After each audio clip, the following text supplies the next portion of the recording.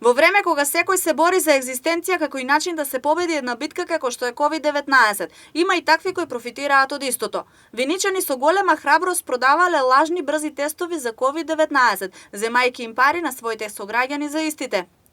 По добиени сознанија дека лица од Виница незаконски продаваат несоодветни брзи тестови за COVID-19, преземени се соодветни мерки и активности и полициски службеници од Одделението за внатрешни работи Виница утврдија дека две физички лица и едно правно лице од Виница незаконски продавале несоодветни брзи тестови за COVID-19.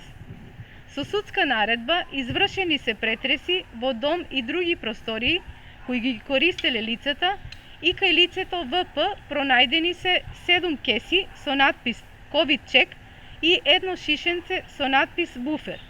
Против лицата ќе бидат поднесени соодветни пријави до јавното обвинителство, а секторот за внатрешни работи во координација со другите институции и во наредниот период ќе продолжи со откривање на лица кои вршат продажба, тестираат или вршат други активности спротивни на Законот за заштита на населението од заразни болести.